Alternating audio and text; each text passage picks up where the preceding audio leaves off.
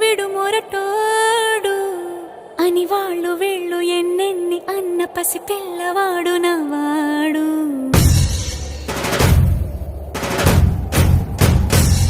విడు ముండోడు అని ఊరు వాడ అనుకున్న గాని మహారాజు నాకు నవ్వాడు.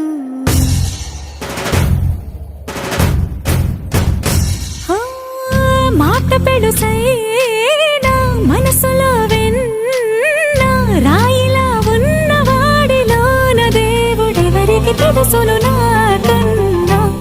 సూసేకి అగ్గిరవ్వ మాదిరే ఉంటా.